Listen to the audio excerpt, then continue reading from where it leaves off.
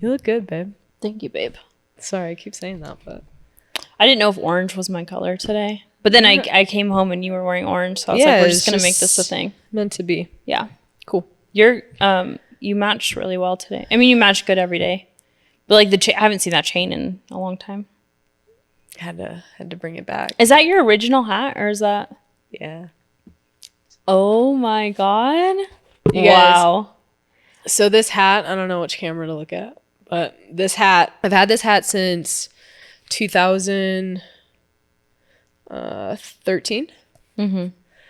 And this hat has been with me on every vacation, every experience, this thing has been through it. It's been all the way at the bottom of a lake in Alabama with mud and disgustingness in it. It's been, at the moto track, it's traveled the world. That hat has seen the world. You've lost it in the wind on the water. We had to go back.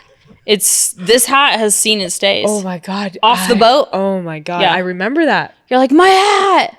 We were like, it's just a hat. And he's like, it's not just a hat. No, it's a piece of me. Yeah. And then I actually retired it a while because I was scared of something happening to it. Yeah. It was like the fear of losing it at that point. And the buckle in the back of it is actually snapped. And the crazy part is I can't find this hat anywhere. I think it's a youth hat too because I have a pea-size head. It's probably a baby hat. Toddler hat. But yeah, I've looked for the past umpteen years trying to find this and I can't. So it's my trusty. Man, I love this hat so much. I know. You get attached to things. Don't get me started on the pillows. The pillows. I'll tell you. Let me just drop something really quick. Yeah, okay. It's fine. Is it? Okay. Andy has a thing. My possessiveness? Yeah. Would you call it that? I would. To be real with you, I don't really know if it's considered a possessiveness. I think that this has to do with being neurodivergent. I think this has I have certain things, like I said, a hat, certain clothes. Like I take care of the things that really, really mean something to me. I have a really hard time letting go of certain things. Yeah. I'm not a hoarder. No, but you do have attachment situations. So with that being said, we have a pillow situation on our bed. This situation has lasted how many years? Probably 10 years. Since we've been sleeping together. Right. And there's a very specific need for Andy's head. And I've tried to accommodate that need a lot of times. We've pillow swapped countless times. And then we think we have it. And then all of a sudden Andy's like, you have my pillow. And I'm like, actually, no, I fucking don't. This has been my pillow for 8 months now. We've done this again. Every time I have your pillow, it's fucked up. You're lying. How am I lying? Because, well, that's a harsh word. Right. Sorry for saying you're lying. So accusatory. But, well, you accuse me of saying that a pillow is not my pillow. I'm so attached to these motherfuckers that I know what they look like. The second Andy lays their head down on the pillow, it's like eyes wide open, like, this ain't it. It's not. And I think sometimes in the past, you don't do it anymore because you know how I feel about it. But it starts as a joke. We're like, and then Andy, I visually see the rileness, growing. And then you're actually pissed off. Don't fuck with my sleep. Right. That is the one thing I'm so attached to is the quality of sleep I get. It's ingrained in me. Mm-hmm. And I feel like you used to in the past take my pillow to fuck with me. No, this is not true. But that's how I feel. Okay. I think that you used to do that because somehow my pillow, and I remember because I know my stuff. So my pillow specifically has a certain type of stitching on it. And so I knew that. And then one time I also marked my pillow with a magic marker to catch you. And that did happen. It didn't happen. It happened. Okay. I'm not going to sit here and argue it. That's literally never happened. And then you stole my body pillow. You never wanted body pillows. And then you stole that thing from me. Mine disintegrated between my legs. It's because you're a horse girl and your legs are powerful as fuck. After a few years of using it, it's just became nothing. And I was like, I need a new one. Yeah, and you just jacked my shit. Whatever. So this is what I'm saying. I wonder if this is like all married couples have this thing. They for sure fight over pillows. Or blankets. Or sides of the bed. Don't get me started on my fucking blanket. If you have a side of the bed, oh my God. Oh yeah, when you have a side of the bed and you go travel, You're like, I have the wall. I have the wall. You don't have the wall though. I would have the wall because I always had the wall. This feels absolutely impossible. Yeah, but here it's just a circle. We'll never make sense of it. I never stole your pillow. And that's just the end of the story, really. That's all she Remember wrote. I said that like your toxic trait is like saying a conversation is like, over when you say it's over. Yeah. So we can move on. Whatever. Welcome to the Queer Social. Welcome to the Queer Social. I'm probably going to get rolled up for saying that right after she said it, but here we are. You know the thing where you're like, oh, it's okay if I say it, but if you say it, then I'm pissed. Yes, that's you with the fucking word relax this past 2 weeks. I told you I would try to be better about that. So you don't want me to bring it up right now? You can bring it up, but there's already a conclusion there's a solution. Everyone knows if you tell your girl to relax, you're about to get your ass beat or rolled up or some type of situation that's going to happen because she's going to be pissed off that you told her to relax or chill. So to me, it doesn't make sense when you randomly start saying that shit to me. It's like a double standard thing. I get that. It is a double standard. I already told you. We did come to a conclusion. It's fine. The solution is I'm going to try not to say it. Okay, great. It's a mutual understanding thing, which I'm with you on that one. Okay. I don't know why I started to say it. Yeah, it threw me off. I was like, well, you nipped it in the butt real quick, so no need to worry. No need to worry. Back it up a second. When did that? You just took my move. You're like this. If you think I took a move from you from TikTok of like 2016, I think I adapted. I'm more of Karate Kid. Like it feels more Karate Kid than it does TikTok. I always try to get you to play the game Ninja, and you never want to play. I know. This is the thing with Ninja. I don't get it. I really don't. I don't. It's so fun. I don't get it. But like, do you actually not get the mechanics of the game? Or like, I think I'm just not a gamer. Also, like, I don't want to sit here and have you explain it to me. Babe, it takes 2 seconds. You literally swing, and if you miss, look, I'm already checked out. I don't know what to tell you. I'm not a gamer. I'm really bad. I think this would be really good for your anger towards me sometimes. Like, or like when you're just frustrated as fuck with me, we play Ninja, and if you hit me, then great. And if you miss, somehow I feel better, almost like jabbing you in the throat. Is that what the? Okay. We'll give it one try. Okay. All right. We're shaking on it. I mean, I feel like I should give it one try. Okay. But I'm just like, anytime anyone explains anything to me, I'm just. Yeah, that's how I felt on Traders. You're like, I don't know the rules to this game, but let's play. I think because it was such a new game, that the rules were changing like every day. Like like that's not a lie. Like the rules, right. There was like certain things that we read in our contract about the game, certain game rules we got one day, and then another day we got another set of game rules. Traders had different rules than Faithfuls did. So for me, I was like, it got confusing. Yeah. I can understand that. But then there's also me who didn't see what was happening right in front of my face. So it's different when you're in the game. No, and I think that, when it comes down to like reality TV and stuff, you either have a social game or you have a strategy game, and like the really, really top tier people have both. That's a Suri, 100%. Yeah. And I think that I learned that I had more of a social game rather than a strategy game because I was still trying to figure out certain things. What's up? Shocking to me. Yeah. Because you're not a social butterfly. I know. But I think you played a social butterfly a little bit. No. I don't think I played a social butterfly. You told I was me quiet. You were nice to literally everyone. When you're put in a position to be on a TV show and you're put in that position to have to work with one another, get to know people, you're forced to, and if you don't, then you're automatically out like that day. So for me, I was like, I wasn't far off from who I am now. Yes, was I probably more talkative and like more like on in certain situations? 100%. But who isn't on for TV? Right. But I think just like knowing you, I would have thought strategy over social. 100%. I think I would have had more strategy if I knew the game. Right. If it wasn't a first season, if I would have came in second season and third season and you'd have a plan. For sure. Yeah. For sure. But I told you, first seasons, we were winging that shit. They're very tricky. I was like, look, at this point, just try to stay alive. Yeah. Because, and I genuinely felt like the connections that I was making with people too, this was like kind of a part of my downfall, obviously. But I really enjoyed making those connections because I'm not so communicative with people out in the real world. Yeah. So I think I fell into that quite a bit because I was like, oh, like, this is nice. Like, I like communicating with these. Yeah, whatever. You're over it? I'm over it. I mean, oh my God. You were in the middle of a thought and you just said, well, fuck it, actually.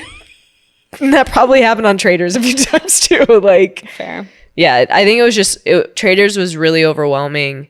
But now I feel like I can fucking put me in, coach. Put me in, coach. Yeah, you're ready for round 2.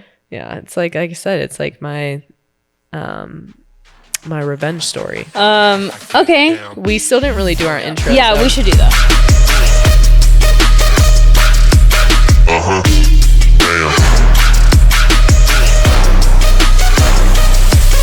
Welcome to the Queer Social. I'm Andy. My pronouns are they, them. And I'm Jess. My pronouns are she, her. And our set is different. Our set is a little bit different. It's a little bit like now we're in a cozy corner. We're in a cozy corner. This feels super cozy. Yeah. Yeah. I could touch you if I wanted to. Yeah, we could play footsie, like a little footsies. I wouldn't touch those. I have not shaved in God knows how long. Why do you think I care about body hair? No, I know you don't. I know you don't. Okay. Yeah. Do you, boo-boo? Okay. Our set looks a little different today because Brandon at DreamPilot Films, which I don't think we talk about enough. This place is so sick. Everyone here is amazing. This is where we do our podcast. And he had this amazing idea. He's like, let's switch it up today. Yeah. And I was like, all right. Change the vibe up a little bit. Let's change the vibe. We're closer. We can touch. We can kiss if we want. We won't right now. But it's nice. I agree. Yeah. Little change. Change is always good. Change up. This is episode 17. 17. You guys, we're getting close to 20, which is absolutely insane. Yeah. Thinking about like, oh, we're just going to fuck around and find out, you know, when we started this thing. And here we are now with, I don't know, like a growing following. And it just, I don't know, it feels good. It feels good, yeah. It feels good to continue with you. This all started because one day I was like, Brandon, I want to do this podcast, but I need you to come over to my house to help me set it up because I don't know shit about shit. And he's like, tech wizard, has all of these cool gadgets and equipment. And he's like, I have a better idea. You guys come host it at DreamPilot Films. Yep. So here we are 17 episodes later and it's turned into something super cool. Yeah. And on that subject, I want to just touch base with anyone who's listening because I think we put a lot of pressure on ourselves to produce, like get more episodes out there. Consistency is key in this UGC world. And I feel like we do the best we can. Yeah. And I love the people who support us who understand that. Because I think it's really easy to want consistent episodes weekly, right? Yeah. Like I would want that too from what would be maybe my favorite show. I would want that too. I'd be like, let's go. Put the episodes out there. But we work a full-time job. For sure. If this could be our everyday situation, we would be pumping these things out like you wouldn't believe. But Andy and I have a full-time job on top of this. And we're also parents. And we want to spend time with our baby. Yeah. So I edit this thing on a weekend. Yeah. Like on our... When I'm peacefully asleep sometimes too. And I feel like the biggest dick ever. That does piss me off. I'm like up until like 1 a.m. and Andy's snoozing next to me and I'm like, how are those Z's? You catching those Z's? But the thing is too though, is like you don't go to sleep until like what? 10 o'clock. Okay. So good try. Nice fucking try. Anyways, it's fine. I'm happy to do this. Yeah. Because I love doing this. Yeah. Like I love sitting down and connecting first and foremost and talking about relevant topics that seem to help people. Like it's so cool when people message us and they're like, this explains something I didn't know about for so long. Yeah. So yes, we are so grateful for everyone who supports us. Even though we can't be as consistent as we would like, we really just appreciate the support and the following. And it just means a lot. It does mean a lot. Thank you guys. We've had a lot going on lately. We always have a lot going on. I know. That's like true. our plate is full. I don't know how we're here. The holidays are here. The holidays are here. And that's stressful. We're hosting our first Thanksgiving. Yes. Which I'm not excited for. I'm not. I'm excited to have like everyone here, but I'm not a host. I really am not a host. But you do a really good job at it. But I don't like it. Okay. Yeah. It's stressful. So just because you're good at it, you don't like it. Well, I didn't think I was good at it. For a long time, I called myself bad at it. I was like, oh, I'm not good at this. But then I started doing it and I would see the outcome. I'm like, okay, I'm not bad I feel at like this. you tend to do that to yourself. You are really good at a lot of fucking things. Thank you. Yeah. So look, it's not being our first, this is kind of like our first actual like formal holiday too. Like where people are expecting a charger on the table. I don't even own a charger. A what? Yeah, exactly. It goes under the plate. A charger goes under the plate. It's like a decorative charger. We have those. Come on over. We have those. We don't have the fancy plates. A charger goes underneath, like it's like the round thing that's big underneath your actual plate. It's decorative. Yeah, I know. I just learned about it too. It's new. Okay. We don't have those. And I just had to buy nice napkins for the first time in my life. We're about to go get some right after this episode, aren't we? No, I'm borrowing. Okay. Yeah, I'm borrowing Nicole's. Great. Yeah. Look, that sounds like I'm sure it's going to be beautiful. Yeah, you're going to show up like you always do, and you're going to be like, look at this. I'm making sweet potato casserole. How dare you offend me? You are going to make, this is the first time you've made something. And you know what? That house is going to be spotless and a beautiful place to host because of moi. Yeah. So don't come at me sideways. I will be decorating and you will be cleaning. We have a lot going on as well, though, because when we have family coming into town, like everybody's like, let's go to the ranch. Let's see the animals. Let's do this. Let's do that. Also, family time is just complicated. Like there's a lot of dynamics. I'm super honest. Not everyone always gets along. There's always, I mean, what family does? Listen, if your family all gets along, everything's copacetic, it's smooth sailings. There's no I way. would love to come over. Like, call me and I'll be there. I'd love to experience a holiday with zero tension at all. Do you really think that exists? Because I feel like no matter what. I actually do. I think everybody's harboring something inside then. You think they're all just like putting on fake? They're really like, Aunt Betty, your fucking green bean casserole actually sucks. Not about the food, the people. And you suck. I'm just thinking, I'd like to think it exists, but I don't know. It's like when you go home and your auntie's like, you got a boyfriend yet?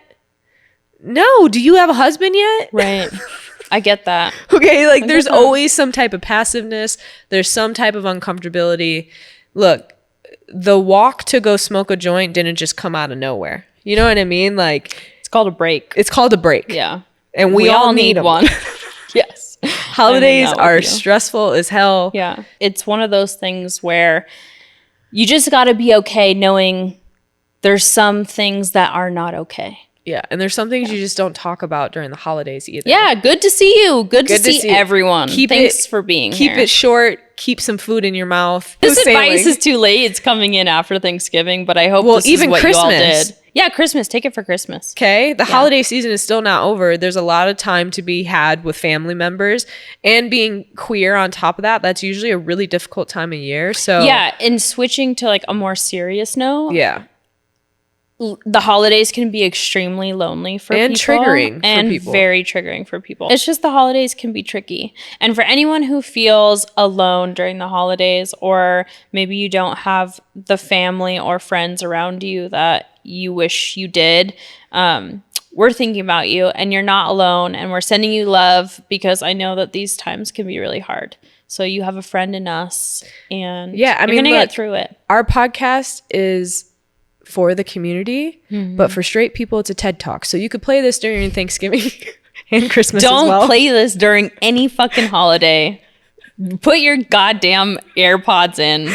Do not share this around the table. No, not appropriate. Or like, yeah, if you want to start some shit, don't be just put this on in the background. You're like, Aunt Betty, you listening up? Listen up. There's more than 2 genders. Oh, what a table talk that would be. Yeah. I'm glad we don't have to do that. I am so grateful that we don't. But we used to have to. Also, Also, you don't have to. You don't. No, shut it down. Don't put yourself in any situation. Don't answer any questions you don't want to answer. You can actually say, not today. Say, I'm not getting into this right now. Yeah. And you can still be respectful Thank about you it. for Just your say, curiosity. fuck you. Check Google. Like Jessica said. Yeah. Fuck you. Right. Oh, on a really, really random note, our alpacas are gone. Half of the herd are getting bred right now, which also means our baby is with his mom. Our baby. Benedict. Oh yeah, not Milo. Milo left the building. No, our baby alpaca is also going to be gone for 45 days, which is really sad. It is sad. We've grown like such an attachment to Benedict, and like going out there every day, and he runs up to us and he gives us cuddles. Also, like a baby alpaca. Who the fuck has a baby alpaca as a pet? We do, and it's fucking cool as hell. Yeah, it is. And he's just the sweetest little thing. And he's so cute. But yeah, he went with his mom and his auntie Amber to go get pregnant. Yeah. How do you say that? Yeah. So we can make some more alpaca babies. There's something that like we are going through personally that might be interesting to like touch on. Everyone knows the D word exists. Divorce. Oh, okay. Did you think I was talking about the dick? I'm not talking about dick. I'm talking about divorce. Okay. It's good. When you're growing up, you know divorce exists. Yeah. And when a lot of my friends, their parents weren't together. So yeah, they got a divorce, sure. But when you grow up and you're an adult and your friends get divorced, that's an entirely different situation. Especially when your friends are lesbians. It's really hard to navigate. It is it's a really one of difficult the most thing. difficult situations. Because we feel like the kids of divorced parents. 100%. Like, we're like, who do we invite to Thanksgiving? Who's coming to Mai's birthday? Who's going to carve pumpkins with us? Who's going to do gingerbread houses? Which auntie? Spiral. Yeah. We do. It's something that like not a lot of people talk about. And hopefully you don't have to deal with this, but it does happen. And I think it's really hard to navigate staying in neutral, like staying in the middle and not giving too much information to one side or the other side and just being there for two people separately. That's exactly what it's been. It's been very difficult navigating boundaries because you know one side of the information, you're getting another side of information, but you can't let it merge into one another. You can't let you show that you know certain. It's just really, it's sticky. It's really messy. It's really sticky. It'd be way easier if one person wasn't in the picture anymore. Like, we'd be like, oh, you fucked up. You're horrible. I hate you. I'm taking one person's side. But that's just not the way it is. Well, it's way easier with our heterosexual friends. Like, if their husbands fucked with them or like their boyfriends and they broke up, way easier for us to fucking detach. But guess what? We were best friends with both of them. Yeah. Yeah. Even breakups. And it doesn't even have to be divorce. Even breakups. Yeah. Like having two of your best friends break up. It is hard. And a lot of people just don't touch on how hard it is. Like the balance of everything, not giving too much information, but giving enough. And there's just a lot of feelings involved. There's a lot of feelings with like, you don't want to give one person too much time, or like you don't want to feel like you're not as loyal to one person as the other person. It's just weird. It's tricky.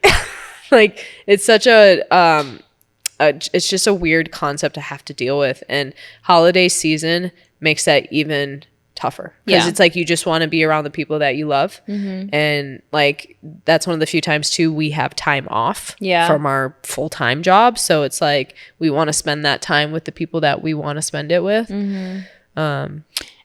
It doesn't get easier. I would say my one advice from going through something like this is to just be a good listener. Like you don't always have to have the right things to say. You're able to just be that person that they can confide in and that you can listen to them and feel safe for them. But if you feel like it's compromise, like it's putting you in a compromised position, or you feel like you might not have the right things to say, it's okay to just validate their feelings and be like, that fucking sucks. Yeah.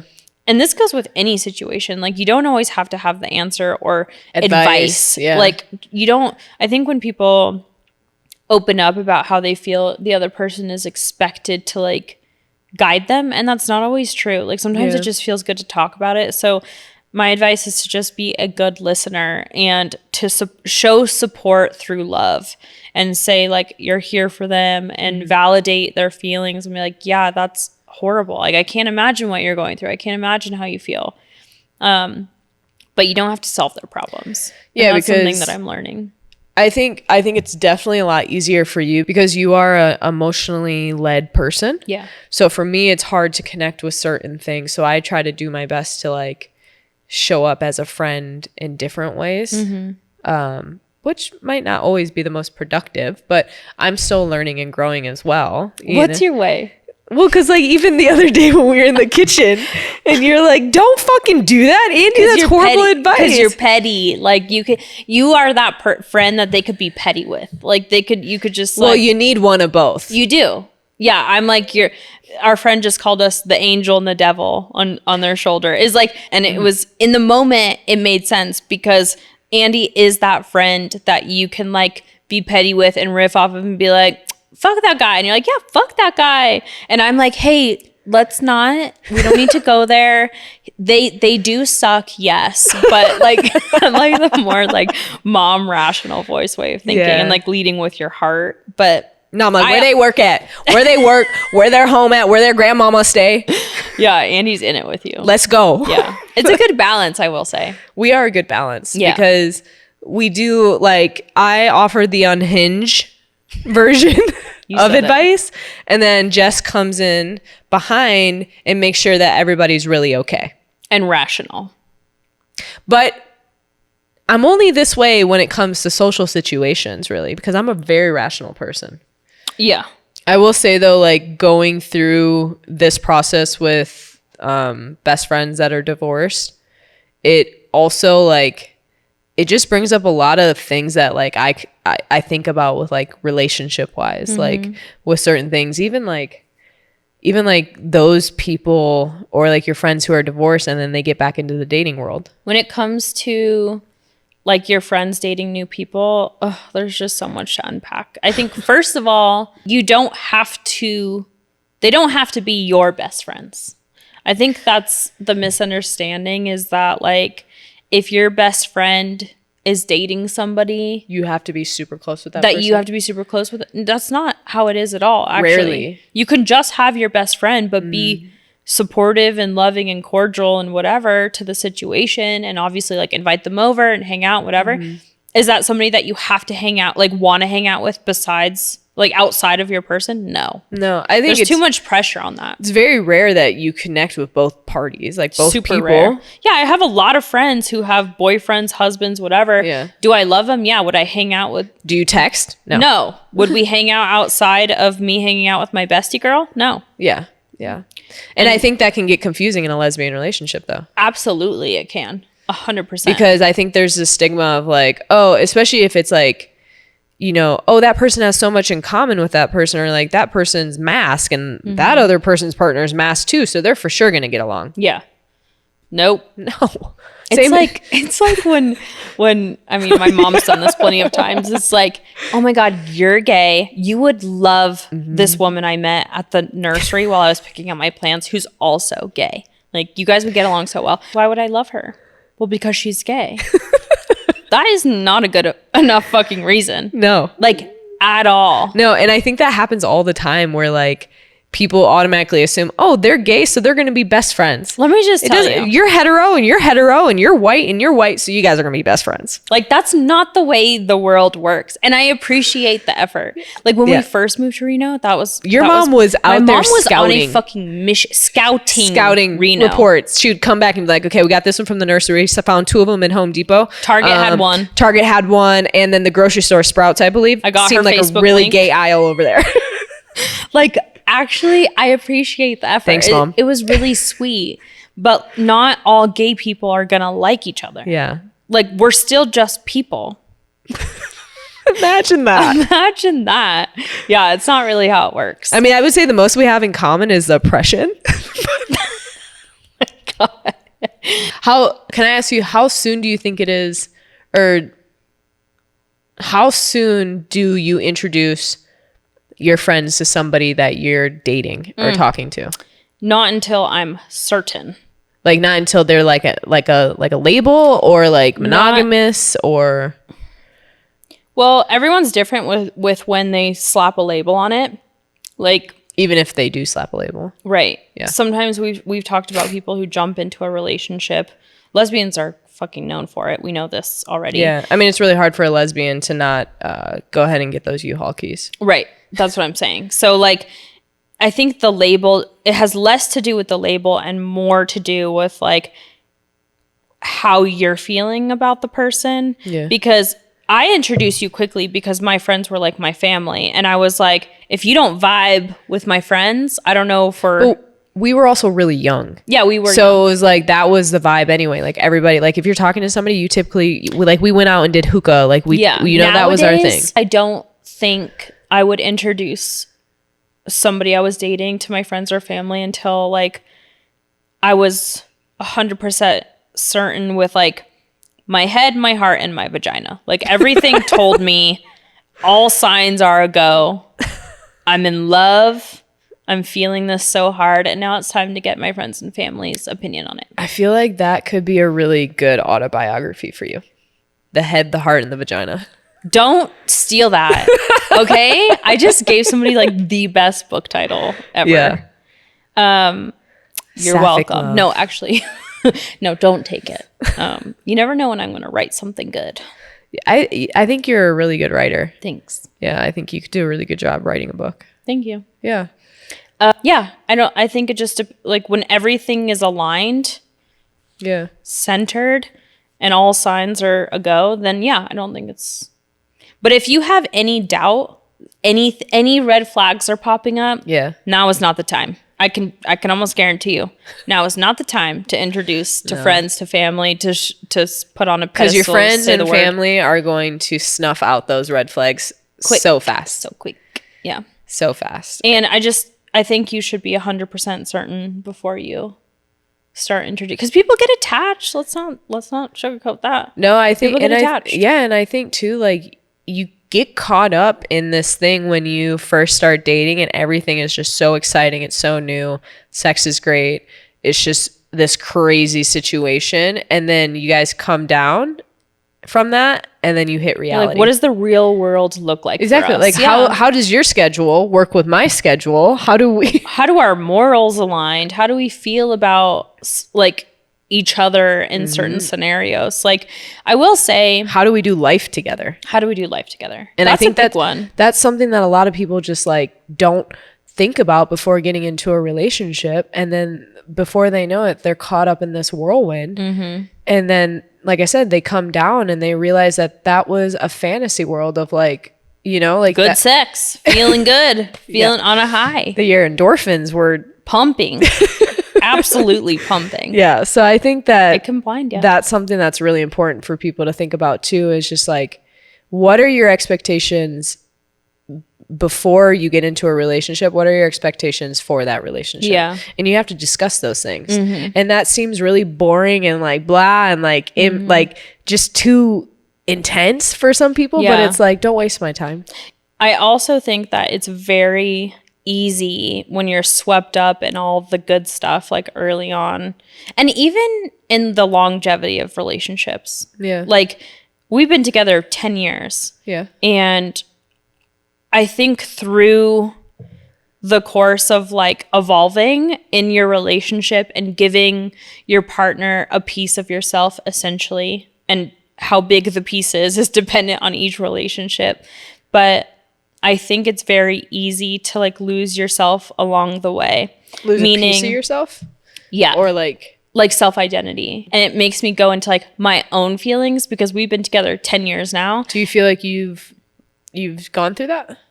Well, in a sense, like, you know how lately I've been telling you I don't know who I am anymore. Like, I don't know who Jessica is outside of being a wife and outside of being a mom and a business owner and working full time, like I don't know what I like anymore. When I was younger, you have time to explore those things and you have like hobbies and you do all the things. And then when life gets demanding, whether it's your relationship or work or anything, you like fall into this sense of like routine, I guess. You do. I don't know what I like anymore. I feel like I really feel like we've both experienced that 100%, because like, look, when you are in a long-term relationship, you kind of start to become a well-oiled machine, right?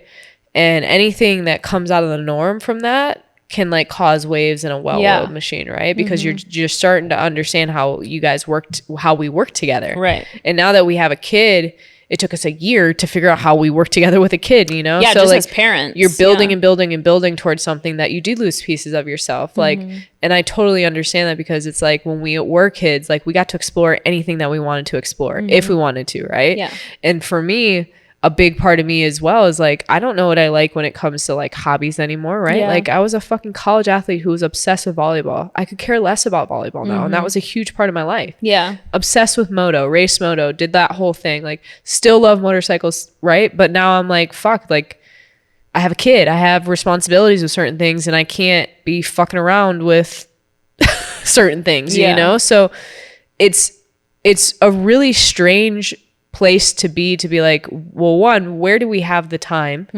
to figure out what we like? You have to make it. That's the hard part.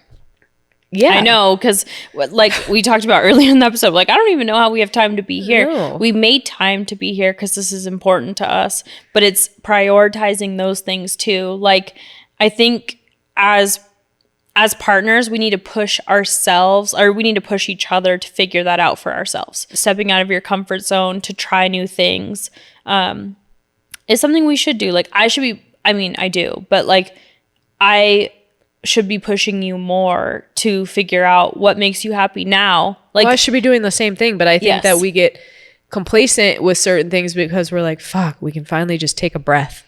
Right, we're like, do you want to watch a show? Yeah, I'm like, do you want to connect right now, or do you want me to go and do something? Do a hobby? Like what? You say, I know it's hard. It is hard. It's such a mind fuck. The balance of everything. Like it's even when I like if I go out with a girlfriend or something, like you can't help but take a little bit of offense to it because you're like, we didn't even go on a date. Yeah. And you're going to go on a date with someone else? I'm a little salty right now because this one's fresh. This one's fresh. It's like I went out by myself for the first time and I don't know how long. And I want you to do that. Right. I think that I was just salty because I'm like, we don't get to do that. Yes. Yeah. It's just making time. Like that's the hardest part, is to make time. Is it sexy to pencil things in? Like, no, not necessarily, but it can get sexy from there. Yeah, I think that's like my thing though. It's like I'm a person who likes spontaneity. I like things to happen organically, and I'm realizing as a parent now, as a fucking adult, you have to schedule things. Yeah, sometimes you do. We're like, hey, tonight it's happening, okay? Giddy up, buckle up. We're doing it tonight. Because if not, the night gets away from you. You're fucking tapped. You just got in bed. You're like, oh God, my show's been calling me all day. Now I finally get a second to watch it. But it's like, what about squeezing this in? Well, that's why I'd be trying to catch you slipping, like in the kitchen or something, or like in the garage by the refrigerator. Oh my God, make time. Yo, like how much time we got? We got 15 minutes. We can fit maybe 3 in. Okay. And I'm like such a planner and scheduler that like sometimes you'll try and I'll be like, oh, today. I have like 3 minutes before my next task. I'm like, baby, you give me 30 seconds, you be all right. It's just harder, I think, when you're older and as an adult, you don't think about this shit when you're young, wild, and free. You don't. I mean, we're still young, but like I'm not allowed to think about my young, wild, and free days because I was just a fuck boy, apparently, according to Jess. You're so drama. You're definitely allowed to. It's when you play the fuck boy, I'm like, ooh, rewind.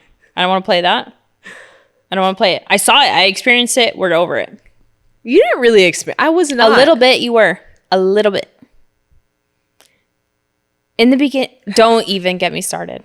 Don't even get me started. Okay. I do look like a fucking hey mama with my backwards hat today. So you do. I'm not really helping myself in this situation. That's damn true. Whatever. But sometimes you got to schedule it in. And that's just the way it goes. It's just, okay. Like, is it sexy right off the bat? No. You're like, hey, are we doing this or are we doing this? But it can get sexy from there. Yeah. Like, you can set the mood, put the music on, pick a playlist, light the candles, whatever you need to do to, like, get there. But it's okay that you had to pencil it in, if you will.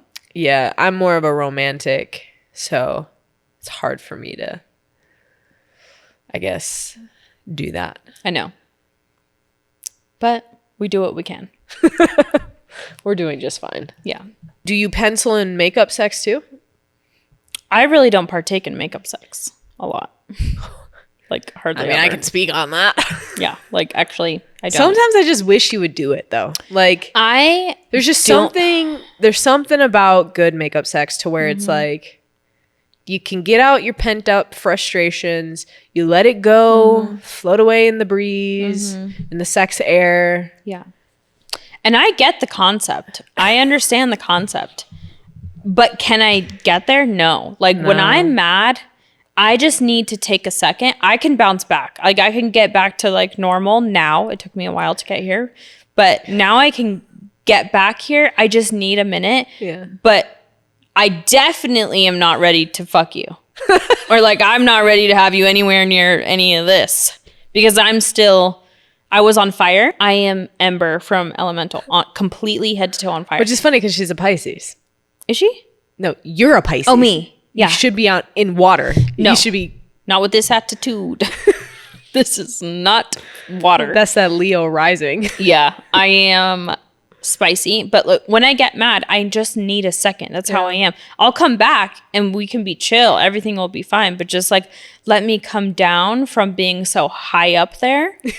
And, like, to me, that doesn't mean, but you can be high up there during the makeup sex. I can't, you actually. Can. No.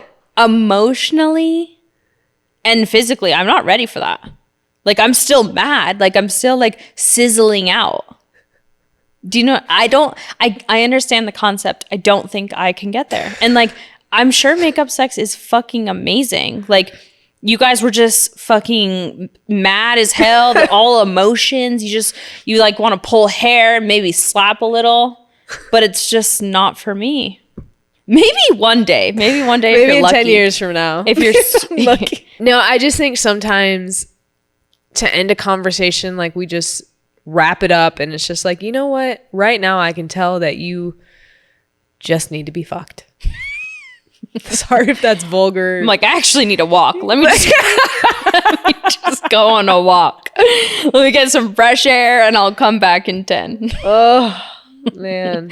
It works for some, not for all. No, but it's not fair because, like, sometimes you'll just say that to me. Like, you'll be like, you are just, like, really angsty today. And I'll be like, I fucking know. And then you'll be like, you just need to fuck. Yeah, because it works for you. And I'm not mad at you. That's the difference. Oh, God. That's what I'm saying. Maybe one day if you're lucky. Okay. Whatever. I love you. I love you too. Sometimes makeup sex isn't the answer. I get that. Like, sometimes things are too far gone. Too far gone. Too far gone. That no matter how good the makeup sex was, it just don't make sense. Because it's kind of like, once I get the ick. Well, you can't say once you get the ick because you're married. No, but I'm saying from the past, like, once I've gotten, like, okay, certain place with people, unattracted. Immediately. The ick is real. Yeah, like, to be real, like, once I get the ick with the situation, I'm immediately unattracted. And if I'm unattracted, then it's game over. I get that. And it's kind of sad because I think it comes out of nowhere. And then you just feel this overwhelming sense of, like, not for me.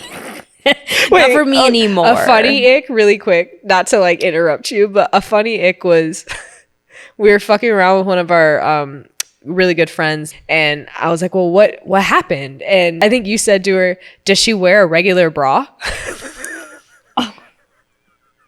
It's okay. Oh my God, I'm so embarrassed. I don't get embarrassed easily, but I'm embarrassed right now. I think it's because, listen, I have a very specific type, okay? For me, an ick would be, yeah, if we're getting into it and you take your shirt off and you're wearing like the feminine bra we all know and love, like cups with the wire. I'm talking about cups with the wire. If I was fucking somebody who's gonna be wearing that bra, that would be an ick for me. And it's because I have a very specific type. I like very mask presenting people. Mm-hmm. So you're a sports bra lover. Oh yeah. Gotta have the sports bra. I fuck with the sports bra. Even when you wear sports bra, I'm like, shit. Of course you. No. That's a little bit of my like, I don't like the word manipulation, but when I want things to be in my favor, I'll come out with a sports bra on. Sports bra and a snapback. Exactly. It's like back to my roots. Back to my hey mama roots. I love a good hey mama moment. I know what gets my girl going, and a sports bra and a snapback, yeah, does the deed. That's just the way it is for me. Yeah. I mean, I'm not into feminine females, and that's cool. But that's why I didn't know I was gay for so long. Because you thought being attracted to women only looked one way, and I think that's a lot of our perspectives when we grow up, because we don't see, unless you're in LA or like somewhere super diverse. But even years, I was 16. Like in my area, like no one looked like that. Yeah. So I thought if you like, I hear people talk about this all the time. Even you, when you're like, oh, I saw my third grade teacher and I was like, hot, love it. Yeah. Like that sparked something for you. For me, it didn't. Yeah. Like, well, it's because I'm attracted to femmes. Right. Yeah. And I'm not. So I didn't know I was gay for so long until I saw somebody mask presenting and they gave me that energy. And I was like, it? Yeah, but I don't remember how old I was when that came out. But of course. Yeah. The leotard. No, but the minute that girl got in the ice bath. Attitude. The ice bath with the sports bra. Sent Jess. That is her. Sent. That's actually really funny, because I feel like that's a lot of gay girls coming out, like coming to realization that they are attracted to females. Was the Stick It movie or Motocross? Yeah, like that did it for me. Andy, Andy. Oh my God, yeah, her name was Andy. That was something, but I don't remember what came first, like my first relationship or these movies. But yeah, I did not know I was gay until I felt that energy and saw somebody who looked like that, who was giving me that energy. I feel like I should have maybe known that I was gay sooner than I did. Because like the experience is what told me I was gay. Like the experience of the rush of the mask energy coming my way. That's what told me. If I was attracted to women, I thought I had to be like super into boobs and vagina and fucking like the whole look of a female. Yeah. But that's not really what it was for me. Like it's not like I thought about vagina and it turned me on, or I thought about like touching boobs and I was like, yeah, baby. Yeah. That just didn't happen for me. Because you're an ass girl. It happened naturally when I felt the energy of a mask. Yeah. And then I was attracted to the whole package. But for me, it didn't stem with like genitalia. Loving with the female body. Yeah. I wasn't attracted to, like, I wouldn't just be attracted to like a friend. Yeah. Unless they look like a boy.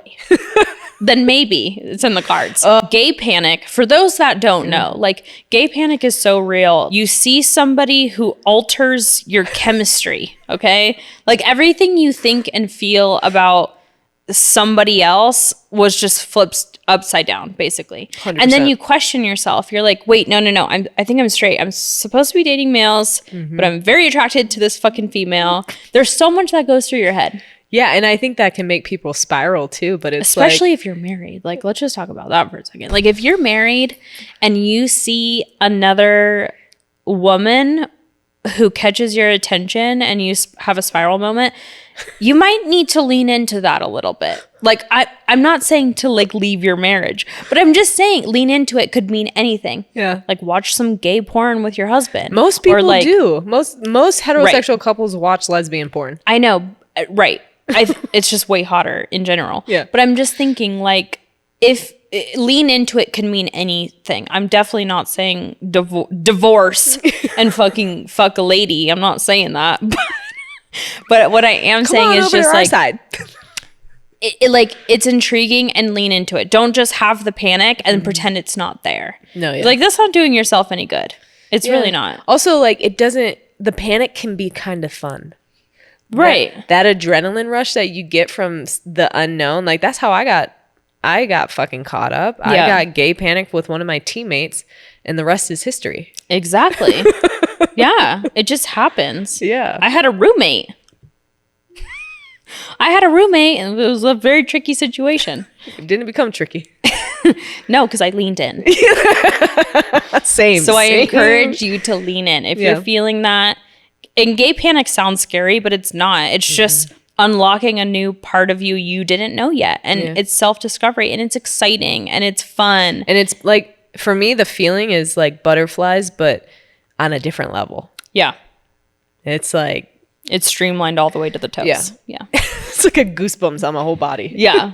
Like, we talk about how intense the feeling is of like a lesbian relationship, or like the whirlwind of queer energy, and it's very true. I'm not lying. It's fucking intoxicating. Yeah. Like, everything we're saying, we sound drama, but it's actually like so close to the truth. Yeah. It is the truth, actually. Yeah. Don't let that don't put that judgment onto you, because it's easy to spiral, especially when it's like such a foreign feeling or such a foreign concept to everything you've ever known. Yeah. But when you like, it's part of living your authentic truth. If you're feeling something, like, lean into it. I mean, boundaries, of course, like, don't fucking cheat. No one likes a cheater. Okay. Do not approve of that, but lean into the feelings. Explore in whatever way that means for you. Oh, and with that, we're out of time, folks. Good luck during the holidays. Just circling right back around. Yeah. No, seriously though, like, good luck, because it's not an easy time of year. But when you're feeling down, just go ahead and take a break, step outside, and go ahead and play our podcast, and you could feel some community. You could feel some love. Yes. Because we got your back, and we ain't going nowhere. I think that's all we got today. That's all we got. Thank you guys for your support. Thank you for just bearing with us. Whenever we release a video, we know it's not weekly. Sometimes it's not even bi-weekly, but just knowing that y'all have our back and you're just open whenever we drop one, that feels good. And we just feel really supported by the community. And thank you for giving us a space to talk about this stuff. For real. Thank you guys so much for all the support. It's, like I said, it's been a wild ride so far, and we're going to continue to make unfiltered bad decisions on camera, I'm sure. That's true. But yeah, we just appreciate you guys being along for the ride wherever it may take us. Yeah. And make sure that you follow, like, subscribe, comment. I don't even know. Like, comment, subscribe, all of it. Sometimes I don't say this part, so I get it's a little tricky. But your support in form of sharing, commenting, sending to a friend, all of that helps. And we're just beyond grateful. So make sure that you follow Two Babes, One Barn and the Queer Social on all the platforms. And we'll see you next time. My millennial. I was going to say, so not you.